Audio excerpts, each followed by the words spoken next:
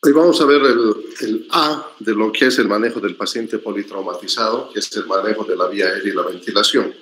A, permeabilidad, o sea, permeabilizar la vía aérea con control de la columna cervical.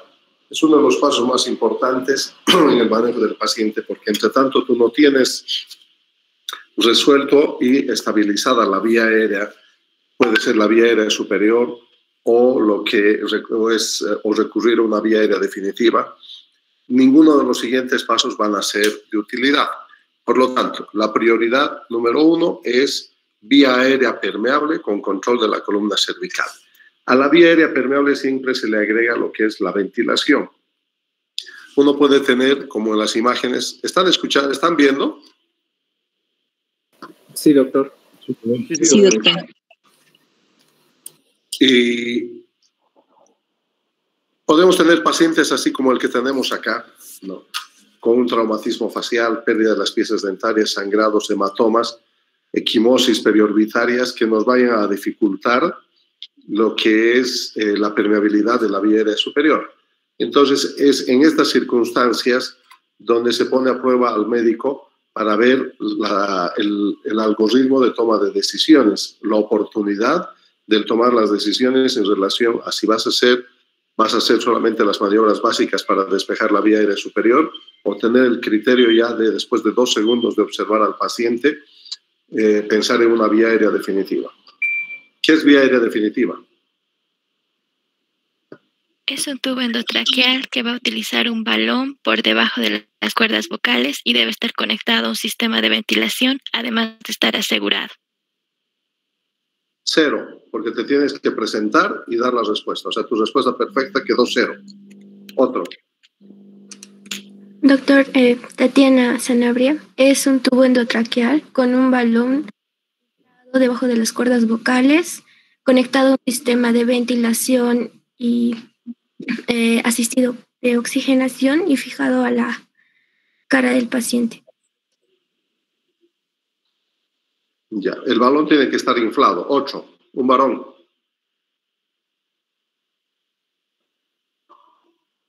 Le voy a esperar si quieren toda la tarde, no tengo ningún problema. Y si el módulo va a durar 6 meses, va a ser por ustedes, ¿no?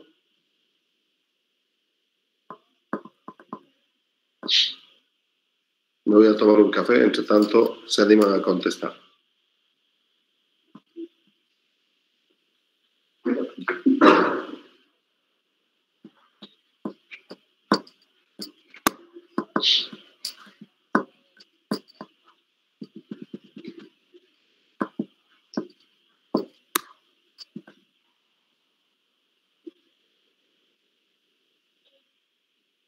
¿Qué es vía aérea definitiva?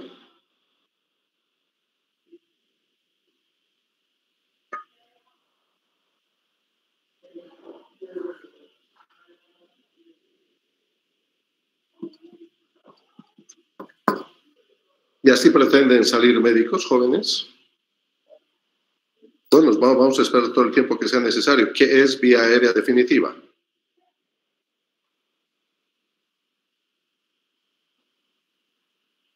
¿Están escuchando o ya no hay gente en la sala? Sí, se escucha, doctor. ¿Y qué pasa? ¿Solo hay dos estudiantes?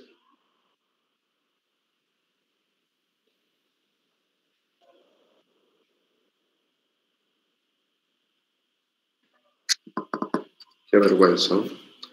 Bueno.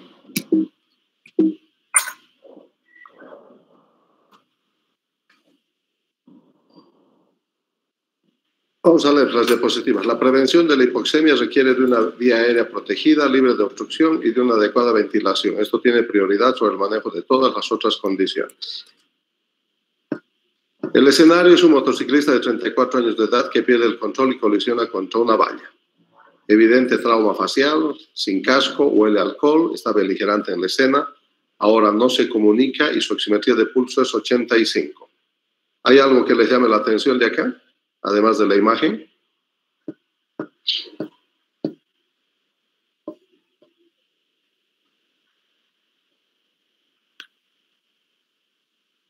Doctor, ¿se refiere a los datos que nos ha indicado? No sé, estamos en trauma, ¿verdad? Y los segundos cuentan. Tienes el paciente ahorita en tu camilla y ahí... Bueno, Esmeralda, soy yo la que estoy respondiendo, doctor. Bueno, su oximetría está bastante baja. Tiene tufo alcohol, así que eso también hay que tomarlo en cuenta. Y no se comunica, un paciente que no habla, ya tenemos que tomar en cuenta que la vía aérea no está permeable. Bueno. Los objetivos de esta sesión: definir vía aérea definitiva, por lo visto no les interesa. Vamos a reconocer los signos y síntomas de obstrucción de la vía aérea y el compromiso ventilatorio. 3, vamos a describir las técnicas para establecer y mantener una vía aérea segura. Y 4, describir las técnicas para confirmar que la ventilación y oxigenación son adecuadas. ¿Cómo sé que la vía aérea es adecuada, Esmeralda? Tenemos una vía aérea cuando el paciente está consciente, doctor, y un paciente que está consciente va a poder hablar, como le mencionaba. Eso es lo primero que tenemos que hacer, que hablarle al paciente. Entonces, si es que este no va a hablar, tenemos que inmediatamente decir que la vía aérea puede estar obstruida o hay algún tipo de alteración en la misma y proceder a permeabilizar o hacer algo para que el paciente pueda respirar. El valorar la calidad de una vía aérea y declararla como óptima, como adecuada, se basa en varios parámetros, ¿no? El paciente, el estado de conciencia, que esté alerta y orientado, que puede emitir palabras congruentes en forma regular, que no haya evidencia de lesiones en la cabeza y el cuello y que se reevalúe en busca de deterioros regularmente. ¿Cuáles son los signos y síntomas de compromiso de la vía aérea? Esto es fundamental, ¿no? El sospechar, el concepto es alto índice de sospecha, ¿verdad? ¿Cuáles son estos altos índices de sospecha? El mecanismo de la lesión, que claramente comprometa el macizo facial, nariz, cavidad oral, o en cuello, la parte anterior, con traumatismos que puedan hacernos sospechar de una fractura de laringe que ponga en un riesgo inminente la vía aérea superior. Y esto se manifiesta por cambios en la voz, ¿no? Hay de repente ronquera, dolor de garganta, ronquido y estridor, una respiración ruidosa, ¿no? Por la dificultad, el trauma laringio. El paciente está con disnea y agitación por dificultad respiratoria, está taquipneico. Tiene un patrón de respiración anormal, ¿no? Entre lo que es la frecuencia respiratoria, los movimientos respiratorios del tórax. Y obviamente el tema de la cianosis, como la saturación baja de oxígeno, es una manifestación tardía, fundamentalmente orientado en el contexto de la cianosis. Les decía lo mismo que la hipotensión es una manifestación tardía de shock, la cianosis es lo mismo. ¿Cuándo intervenir a un paciente? Esta es la forma más sencilla e inútil de dar una charla, ¿no? Pero creo que eso es lo que merecen. O sea, no dar una charla de real importancia a un grupo de estudiantes que se preocupan, que quieren aprender, que leen, pero si no vienen a definir qué es vía aérea definitiva, lo básico de esto, entonces vamos con lo esencial, ¿no? El mínimo esfuerzo. ¿Cuándo intervenir a un paciente con una vía aérea permeable, ¿no? Cuando hay un compromiso inminente de la vía aérea. Si veo que el paciente está con dificultad respiratoria, con disfonía, con ronquera, entonces yo inmediatamente tengo que pensar en que ese paciente va a necesitar una vía aérea, o si el paciente está inconsciente y con una respiración ruidosa, tengo que pensar en una caída de la lengua hacia la parte posterior que está obstruyendo. Esto en el contexto de la vía aérea superior. Pero cuando ya existen dificultad respiratoria, taquipnea, dificultad respiratoria, respiración ruidosa y la oximetría va bajando, yo ya tengo que pensar que el problema no está en A. Al parecer, el problema está en B. Eso significa tráquea, árbol tráqueo-bronquial y pulmones, ¿verdad? Entonces, tengo que pensar cuáles serán las condiciones patológicas asociadas a trauma que van a poner en riesgo la respiración. Y si este proceso continúa avanzando y uno no tiene experiencia, como muchos de ustedes no la van a tener, porque ni siquiera les interesa venir a asistir a las clases, entonces va a ir evolucionando la dificultad respiratoria, y si no eres capaz de detectar esto, normalmente vas a llegar tarde cuando el paciente ya esté con problemas neurológicos severos, ¿verdad? Y cuando la capacidad de proteger la vía aérea en estrés es mucho más complicado todavía. Entonces uno tiene que evaluar desde lo que es maniobras básicas para despejar la vía aérea superior, ¿no? En pacientes inconscientes cuyo factor etiológico para la obstrucción es la caída de la lengua. Si con estas maniobras no funcionan, al parecer yo tengo que en ese momento suponer de que mi problema no está en A, sino que mi problema está en B. Gracias. Y B implica lo que es el examen semiológico sistematizado de lo que es el tórax, inspección, palpación, percusión y auscultación, en busca de patología traumática bastante frecuente. Y si el deterioro es inminente, entonces tengo que rápidamente pensar en proteger una vía aérea superior, hacer una vía aérea definitiva. Por ejemplo, que mi paciente esté con un TEC grave, con una escala de coma de Glasgow de 14. ¿Está correcto eso? 14 en Glasgow es bueno, doctor. Pero yo te he dicho que es un TEC grave. Yo te acabo de decir que es un TEC grave y tiene Glasgow de 14. ¿Está correcto? No. No, ¿verdad? Es un TEC leve. Un TEC leve con un Glasgow de 14, eso es coherente. Pero después va a venir la pregunta en el examen, pero el doctor dijo porque ustedes no están atentos, ¿verdad? Entonces, por ejemplo, un paciente con un TEC grave, con una escala de coma de Glasgow de 7, ese paciente es sinónimo de intubación orotraqueal ya, porque si no, no vamos a poder hacer una resucitación adecuada. ¿Cómo manejo la vía aérea de un paciente traumatizado?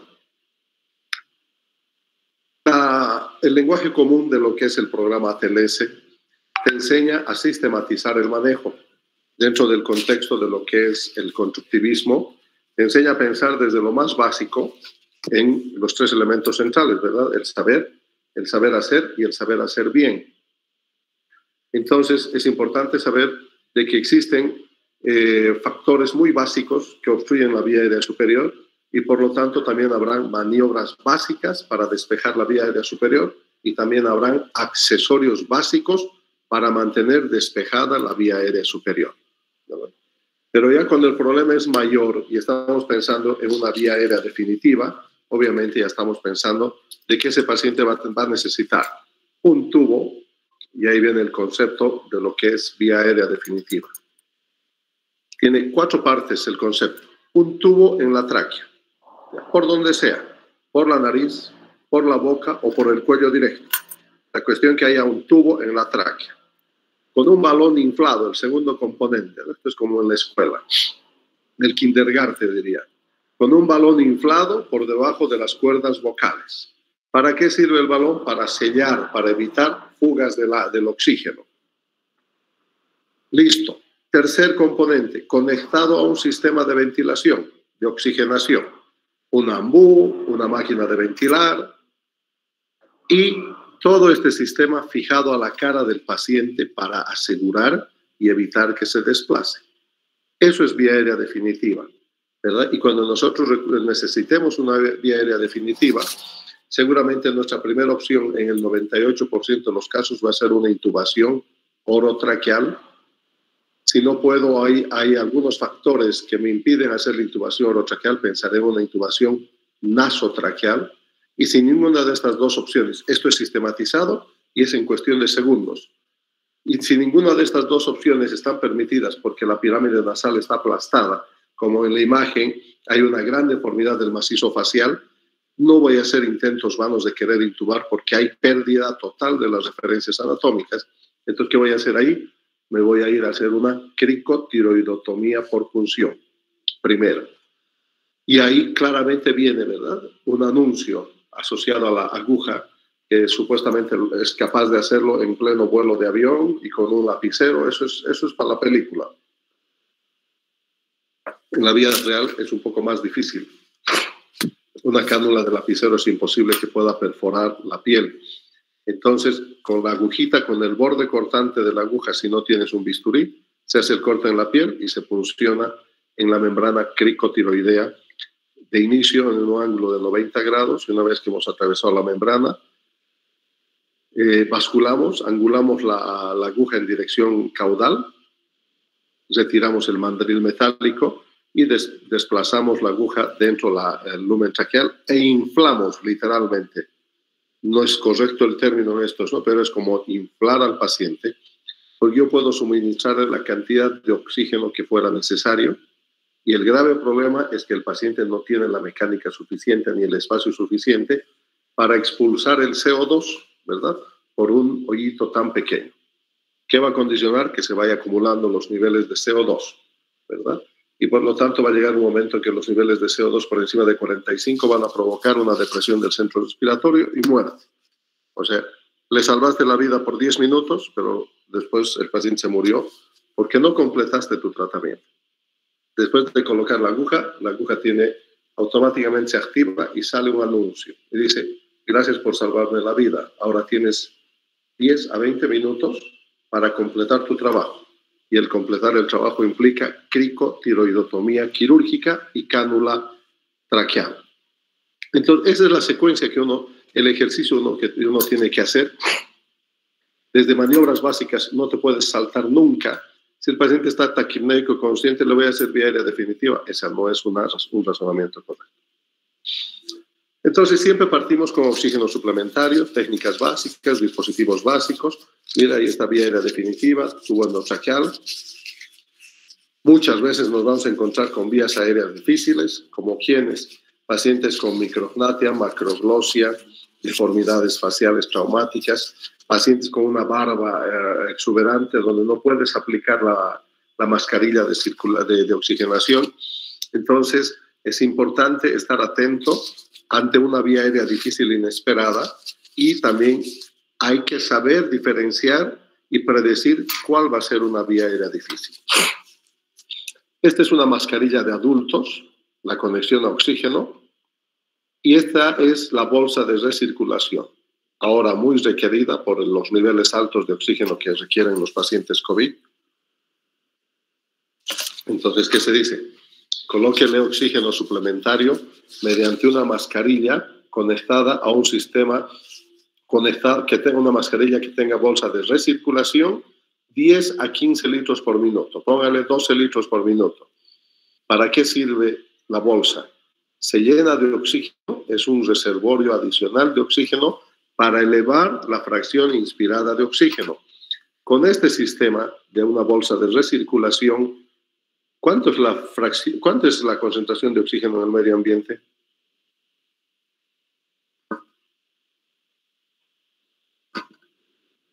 ¿21%, doctor? No sé, ¿es una respuesta o es una pregunta? 21%, doctor. 21%, ¿verdad?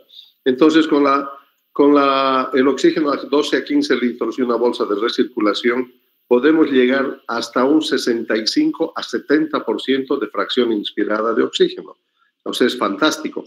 Después de esto viene el AMBU, que te va a ofrecer ya, el AMBU está con oxígeno libre, 15 litros por minuto, oxígeno máximo, y es un tanque que te está aportando oxígeno y te da una fracción inspirada prácticamente del 85 al 90%, y el 100% te va a dar la máquina de ventilación, donde tú apretas los botones y le pones FIO2 100% y la máquina te aporta el 100%. ¿Cuánto nos soporta una canulita nasal? Estas mangueritas colocadas en la nariz. Que la mucosa nasal no tolera más allá de 3 litros, y con eso más o menos podemos llegar a 28 o 30% de fracción inspirada de oxígeno. No es posible suministrar más de 3 litros porque por encima de 3, 4, 5, 6 litros es traumática para la mucosa nasal el oxígeno, sobre todo si está frío y no húmedo. Entonces ahí vienen de las nariceras, vienen las máscaras con bolsa de recirculación, ambú, ventilación. Es importante que cuando uno va a estar haciendo el manejo de la vía aérea, siempre mantener estabilizada la columna cervical, porque hemos dicho que todo paciente politraumatizado corre el riesgo de tener una lesión de columna cervical, que es la parte más expuesta de la columna vertebral. Por lo tanto, uno tiene que, cuando va a hacer procedimientos, acá por ejemplo el médico tratante está preparado para hacer una intubación orotraqueal, tiene el laringoscopio en su mano izquierda, tiene el tubo endotraqueal con guía en la derecha, con su jeringa lista para insuflar, que está adaptada a la manguerita para el balón, que está en esta parte, desinflado. El segundo asistente lo que va a hacer es mantener estable la columna cervical, ubicando los dedos correctamente en las eminencias óseas que nos permiten manejar la región occipital, los malares, el ángulo de la mandíbula, son los sitios que nos permiten el mentón y la frente, los lugares donde nos permiten apoyarnos para mantener estable. En este caso, el ayudante está a distal del que va a hacer la intubación y está con los 2 brazos manteniendo estable. Ha retirado el collar cervical para hacer esta maniobra y evitar que durante el procedimiento se hiperextienda el cuello y se lesione, o una lesión incompleta pase a ser una lesión completa.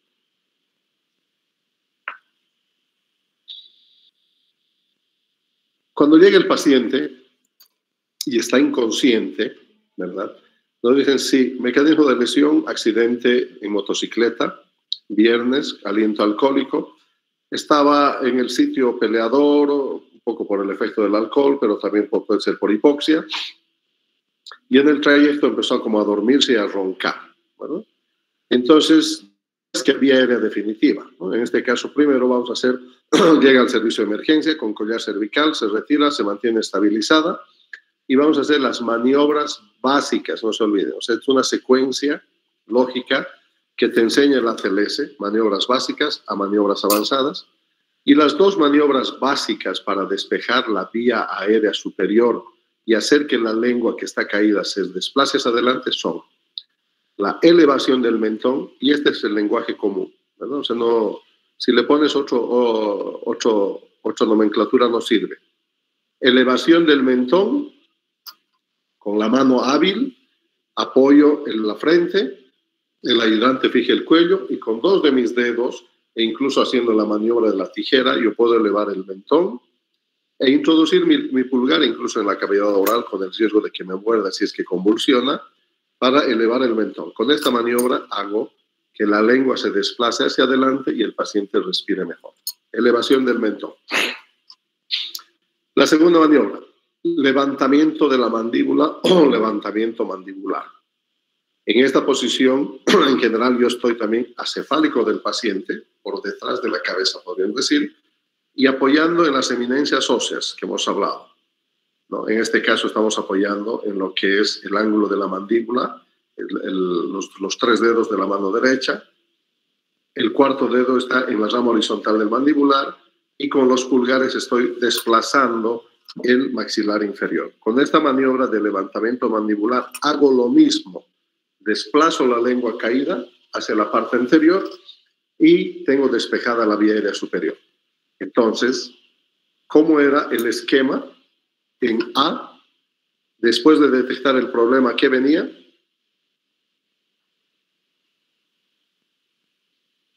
Detectado el problema, ¿qué viene? Los signos para detectar obstrucción. Estoy en el 7º piso, qué ganas de saltar, pero no valen la pena. Resolver el problema, doctor. Resolver el problema, que se llama resucitación, reanimación. Y lo que estoy haciendo es reanimar a mi paciente que está con esta respiración. Hago esta maniobra y empieza a respirar otra vez, coloque el oxímetro de pulso, ¿cuánto estaba? 70, ahora ¿cuánto tiene? 90. He detectado el problema, he resucitado a mi paciente, he resuelto el problema y he verificado con mi anexo. Y voy a volver a evaluar. Como no me puedo quedar levantando la mandíbula o elevando el mentón, ¿verdad? Necesito recurrir a algo. Y ese algo son los dispositivos básicos, ¿verdad?, para mantener despejada la vía aérea superior. Tenemos dos tipos de dispositivos modernos, unos que son las cánulas orofaringias, por favor no confundan con orotraqueal, y las cánulas nasofaringias.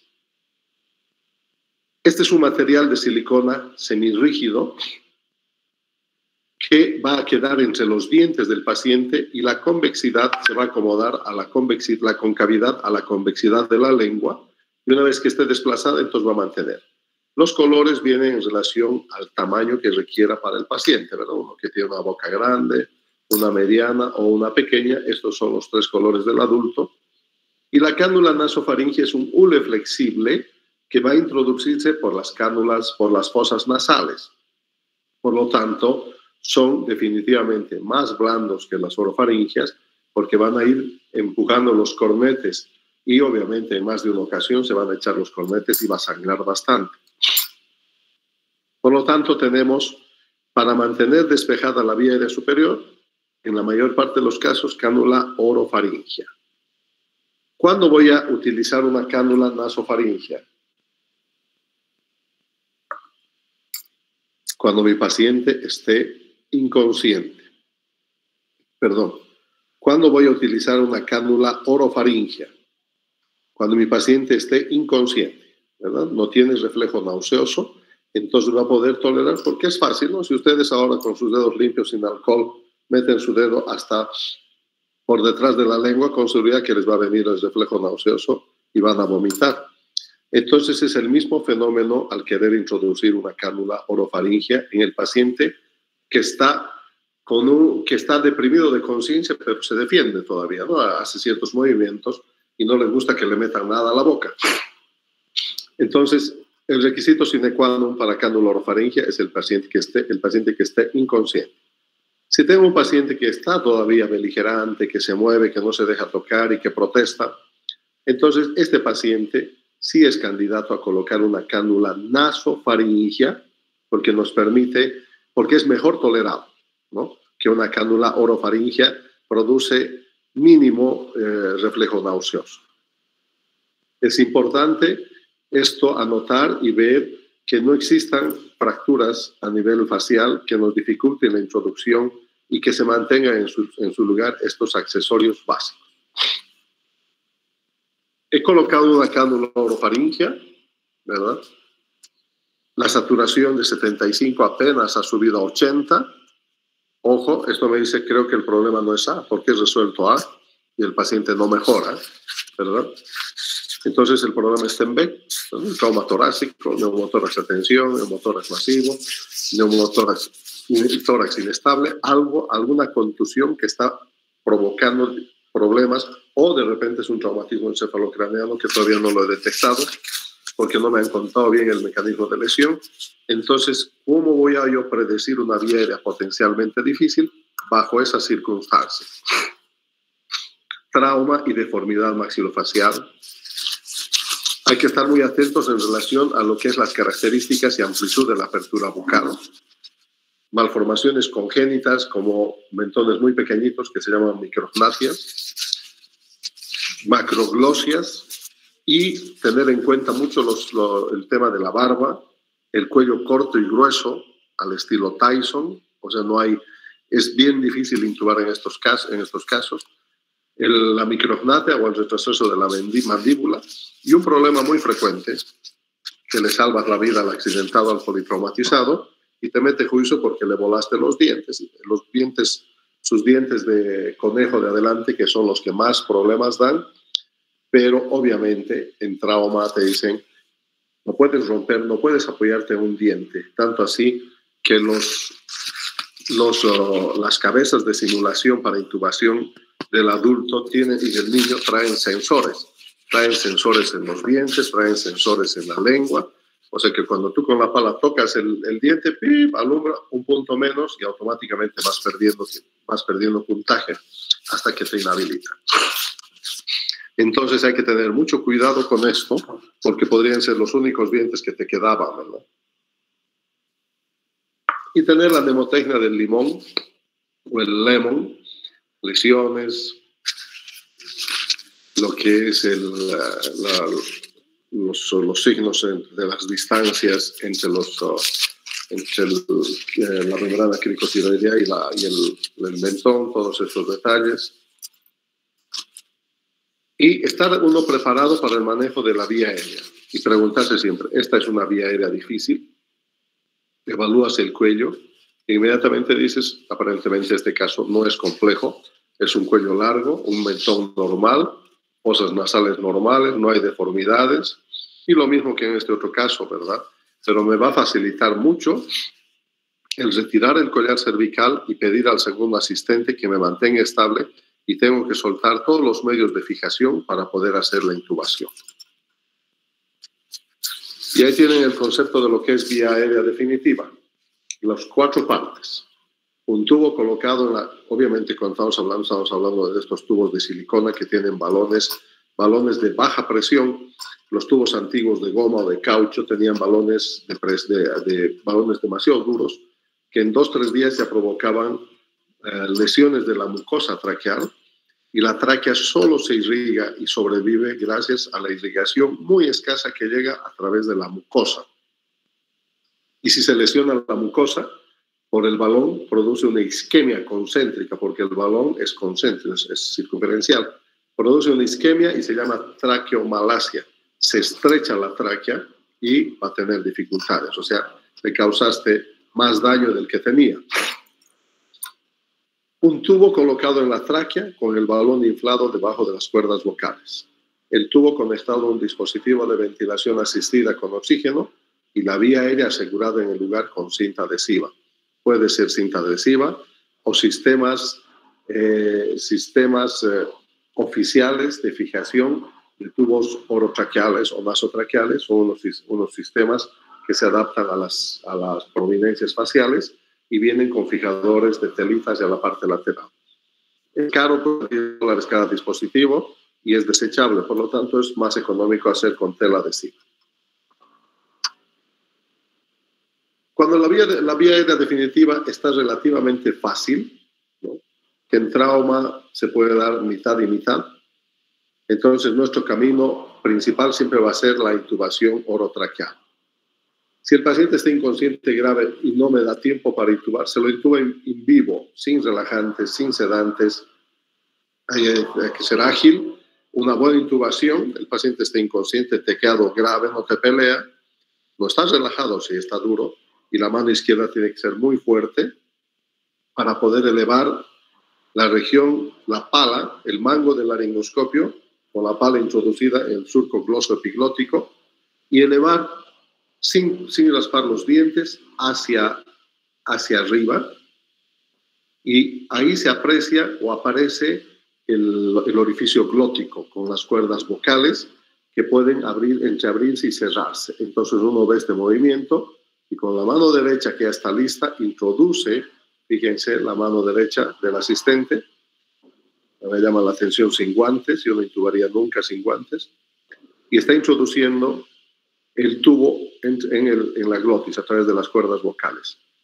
La mano izquierda del asistente aquí lo que está haciendo es la famosa maniobra de Selig, que es fijar el cricoides y desplazarlo, empujarlo contra la columna. ¿Para qué? Esta maniobra se ideó con la intención, sobre todo, de evitar el reflujo. Lo que hacías era apretar con el cricoides, el esófago, hacia la columna vertebral y evitar el reflujo y el vómito y la broncoaspiración. Pero a la vez te sirve para mostrar al que está intubando, te puedes ir un poquitito a la derecha, un poquitito a la izquierda y diriges la posición de la laringe para que introduzca la cánula. Y es fundamental mantener la columna inmovilizada. ¿Esta será una vía aérea difícil? Por supuesto que sí. Yo creo que esta señora está en el top 10 de las macroglosias. Esta lengua no te va a permitir ni introducir el laringoscopio. Por lo tanto, seguramente en este caso, si se accidentara, nuestra primera opción va a ser una nasotraqueal o directamente una vía aérea quirúrgica precedida por una punción con aguja. Cuando la vía aérea definitiva es difícil, siempre, jóvenes, por más fácil o difícil, en trauma hay un equipo de trabajo. Y la vía aérea, el primer intento puede ser el primero que llegó, pero en lo posible siempre debe tratar de ser el que tiene mayor experiencia y es el que va a quedar dirigiendo al grupo, ¿verdad? Es el que da las instrucciones y todo el mundo con el mismo lenguaje y a la misma sistematización empieza uno a trabajar en B, las enfermeras en C, toman muestras de sangre, colocan un suero tibio a 39 grados centígrados, el auxiliar está cortando la ropa, la otra enfermera está colocando, te pasa la sonda nasogástrica, el que esté en A puede colocar la sonda nasogástrica, la otra enfermera te pasa la sonda Foley o ella misma está colocando la sonda urinaria. Cosa de que en 2-3 minutos prácticamente se hizo el ABCDE completo. Y si la vía aérea es difícil, hay que estar preparado, hay que saber intubar y saber manejar la secuencia rápida versus intubación con el paciente despierto. Un poco problemático con el paciente despierto y siempre manteniendo la inmovilización de la columna cervical. Es importante tener en cuenta siempre la bujía elástica, tubos, o sea, vías aéreas no definitivas, pero avanzadas, que te permiten hacer una ventilación como la máscara laringea, el Combitube, la guía elástica de Ishman, ¿no? Todos estos nos permiten hacer una asistencia ventilatoria adecuada, pero no son vía aérea definitiva. Ojo, vía aérea definitiva es un tubo en la tráquea. Y si la vía aérea definitiva no es posible hacerlo por vía orotraqueal, 98% de los casos, nasotraqueal, unos cuantos por ciento, vamos a ir a la vía aérea quirúrgica. Primero, con una aguja, la cricotiroidotomía con aguja, y a seguir, inmediatamente a seguir, la cricotiroidotomía quirúrgica. Las unidades de entrenamiento o los centros de simulación tienen estas cabezas con estas pieles que son idénticas a la oficial, incluso te ofrecen mayor resistencia para poder hacer el procedimiento. Con una aguja gruesa, 14 no se van a encontrar, 16 es lo más común, y con una jeringa introducimos previa incisión en el cuello la aguja. Se retira el mandril y se empieza a suplementar oxígeno a presión, a lo que tú quieras. Es como inflar una llanta, ¿verdad? Ojo con el barotrauma. El problema es la salida del CO2. Yo siempre digo, esta agujita trae un pequeño anuncio acá que dice gracias por salvarme la vida, pero ahora completar tu trabajo. Y el completar mi trabajo significa hacer una cricotiroidotomía quirúrgica, donde en la membrana cricotiroidea, entre el cricoides y el tiroides, hay una membrana semilunar de convexidad inferior, que todos la podemos notar, más los que tienen la manzana de Adán.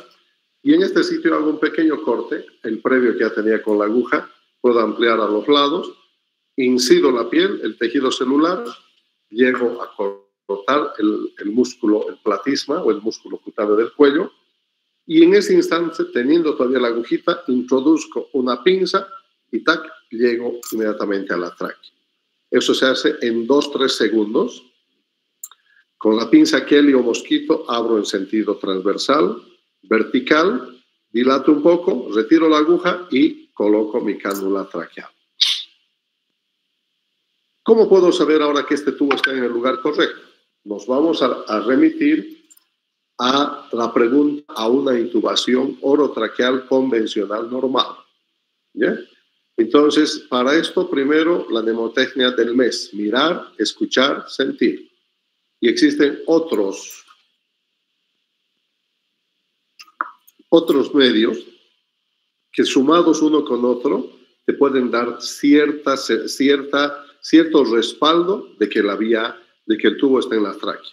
No existe ningún método que te diga, sí, es el tubo. Falleció el paciente y dices, yo sí, estoy seguro que el tubo estaba en la tráquea. ¿Y cómo lo puede demostrar? A no ser que tengas un video al momento de la intubación.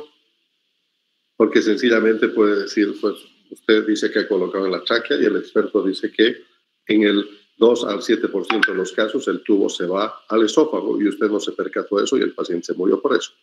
Entonces no existe ni radiológico, todos, la sumatoria de todos. Primero, auscultar, ventilo y ausculto ambos vértices de pulmón, las bases y me aseguro que esté entrando aire. 1.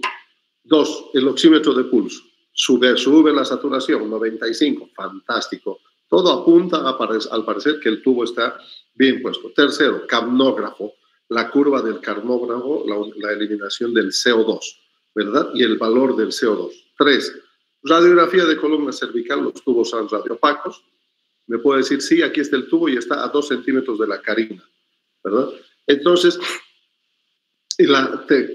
quinto, vamos a retroceder. Después de la auscultación, en segundo lugar, la opacificación por vapor del tubo traqueal, ¿no? Por el vapor, el oxígeno tibio, caliente que sale del paciente, opacifica el tubo como el empañamiento en un día de lluvia en de los autos, hace lo mismo.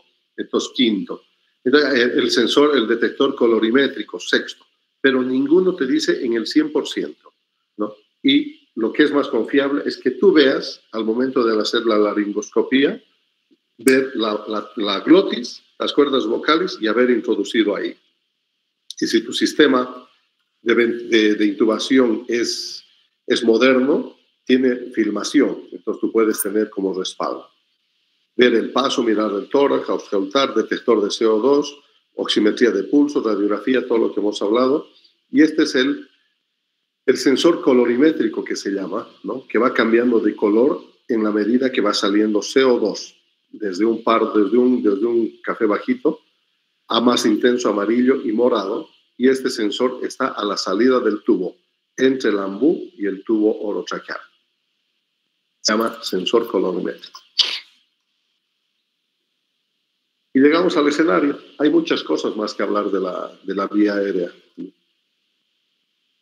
El motociclista de 34 años que pierde el control y colisiona contra una valla, trauma facial, está sin casco, huele a alcohol, es viernes, normal, beligerante en la escena, ahora ya no se comunica, tengo que pensar en un TEC, y la oximetría es 85. Ya esto me está hablando de que hay un grave problema, pero yo puedo pensar que los dientes, la sangre, los coágulos, su comida, el vómito, está obstruyendo la vía aérea superior también y poniendo en riesgo.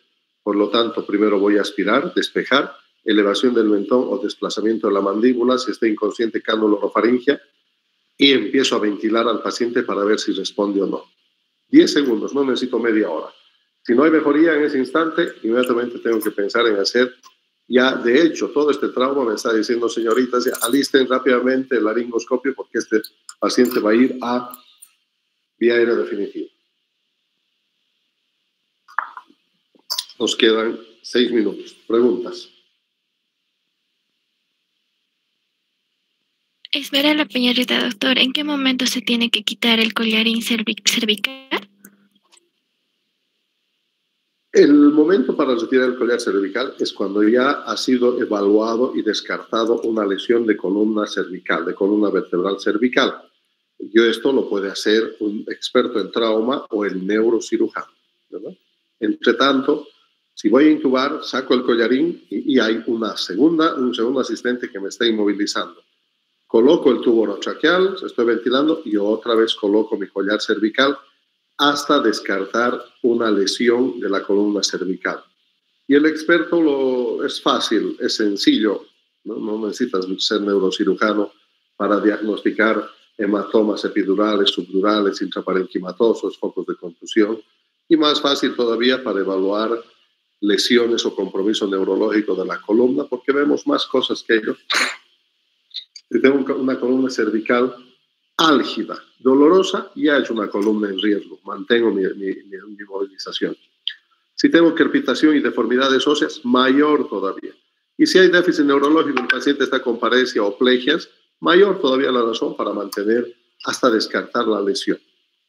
Porque si despejo y la dejo libre, como en el primer video que vieron en el incorrecto, ¿para qué sirve esto? Y vuela el collar cervical, No es raro, esa es una película, evidentemente hecha para mostrar las cosas malas, pero me ha tocado ver en el Hospital Vierma la misma actitud. Esto no sirve para nada, ¿verdad? Pero estamos hablando de hace años atrás.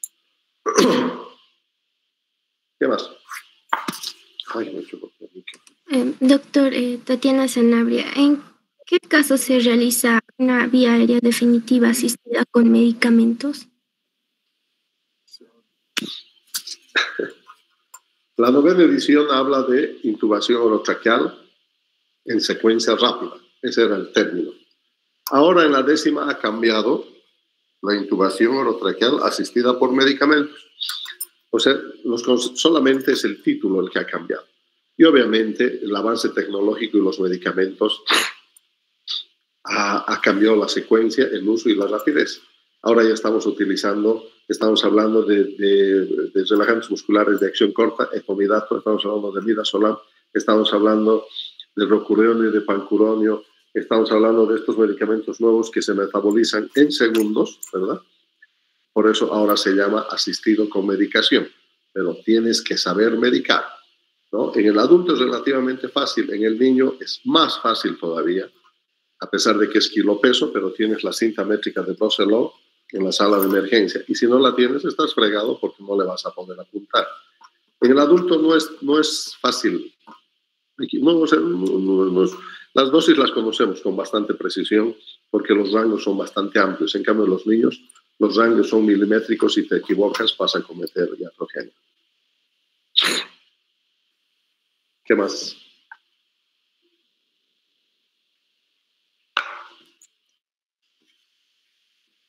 ¿Cuál es el requisito sine qua non para hacer una intubación nasotraqueal?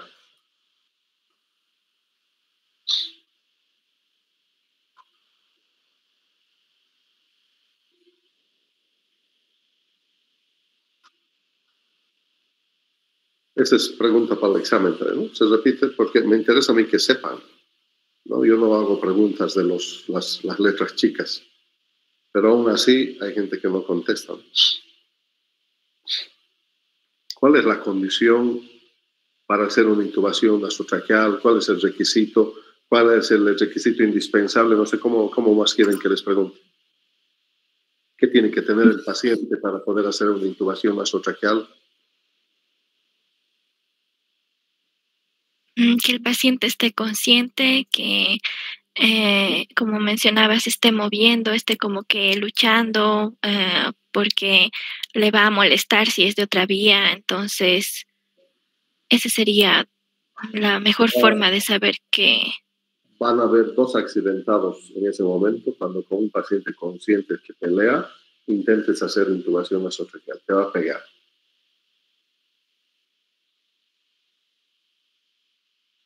A ver, en vivo nomás intenta meterte un tubo semirrígido por tu nariz. No le vas a pegar a todos los que estén delante tuyo. El requisito sine qua non es que tenga un mínimo de esfuerzo respiratorio, jóvenes. Un mínimo, o sea, un esfuerzo.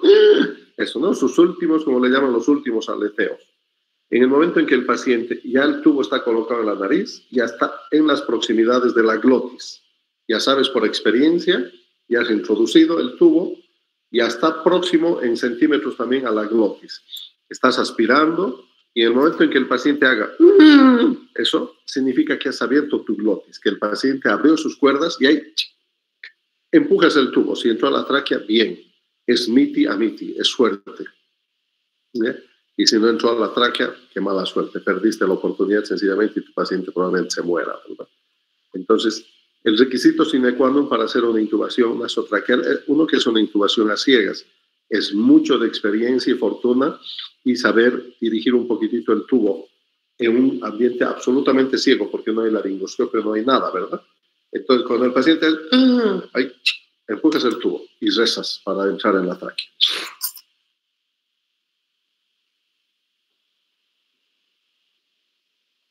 ¿Cómo elijo el tubo? 2 minutos más. ¿Cómo elijo el tubo? Ya hemos encontrado ayer sin querer, ustedes han dado la respuesta. yo ya he encontrado el problema de la inasistencia que está condicionando mi malestar, mi incomodidad. Yo no estoy satisfecho con lo que estamos haciendo porque quitan el entusiasmo. Yo estaba preparando videos, todo lo que, entonces es venir, dar la charla y se aprenden bien, sino también como el resto, ¿verdad? He mandado un mensaje a su coordinador, no me ha contestado. Y acabo yo de detectarla porque he visto una pequeña nota que me enviaron, ¿no? Y donde dice, la mayor parte de los docentes programan las prácticas en esta hora, ¿verdad? Obvio, ¿no? Entonces se anteponen otras cosas y sería bueno que conversen con sus autoridades para que el coordinador y su consejo facultativo saque un reglamento, un comunicado y diga que está prohibido programar rotaciones prácticas, clases prácticas en el horario de las teóricas, ¿verdad? Y más específicamente decir, está prohibido pasar prácticas de nada, ni patología, ni radiología, nada, de 6 a 10 de la noche, que es en los que se hacen las teóricas. Que se haga lo que se hacía antes, ¿verdad? Se den las prácticas en el horario diurno o en la tarde, o vesper. Ahí está, y yo ya he detectado el problema. Está dada la crisis, ahora la respuesta tiene que ir, le he dado la solución. La respuesta es ahora, depende de ellos, de que los liberen a todos, a los 300 genios de cuarto año para que puedan venir a aprender algo o enseñarnos algo. Así quizás podamos otra vez reactivarnos y mostrar más cosas. En resumen, tenemos que sospechar un compromiso de la vía aérea en todo paciente traumatizado y siempre proteger la columna cervical. Siempre estar preparado para una vía aérea difícil, nunca subestimar esto. Considerar los anexos para establecer una vía aérea, el oxímetro de pulso, la vía aérea definitiva, el concepto no se puede olvidar. La mente es frágil y es mucho más si no la repites mañana, si no te haces un papelógrafo en tu cuarto con el concepto para que lo repites hoy, mañana, pasado, porque en el internado te voy a volver a preguntar y de 10, uno va a responder. Espero que eso cambie y que respondan 5 o todos. Rápidamente evaluar la permeabilidad y si la ventilación es adecuada utilizando un oxímetro de uso, los anexos. Bien, volvemos. Mañana vamos a ver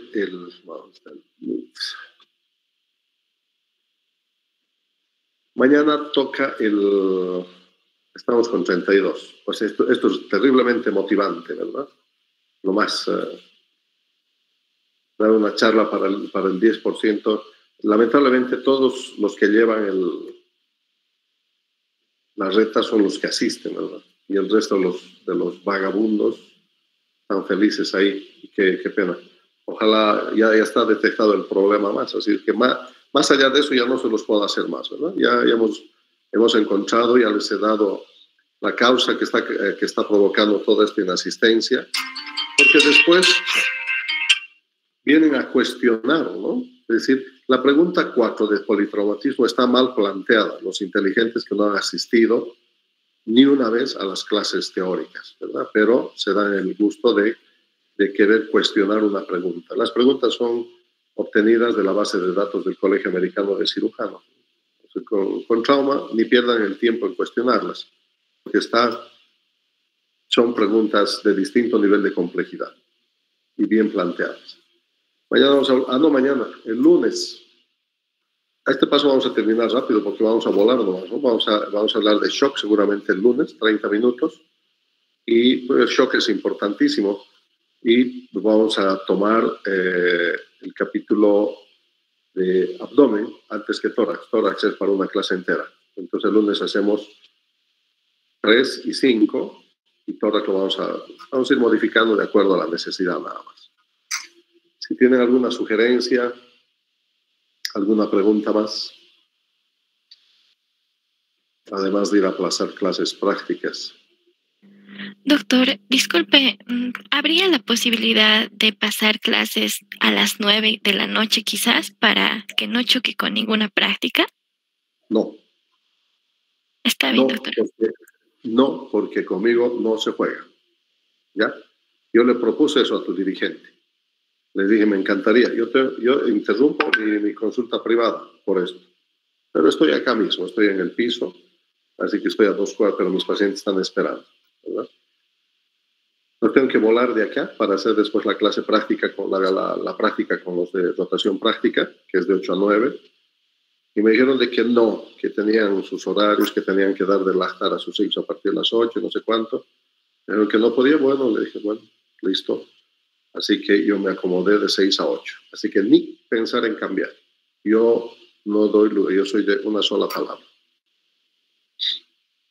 Está bien, doctor. Muchas gracias. Esto sería todo, así que ojalá estudien. No sé por dónde decirles, pero bueno.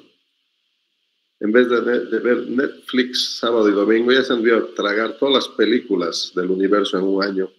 Ahora tráguense el trauma, que es importantísimo, jóvenes. Hasta el lunes. Chao. Hasta el lunes, doctor. Hasta luego, Doc.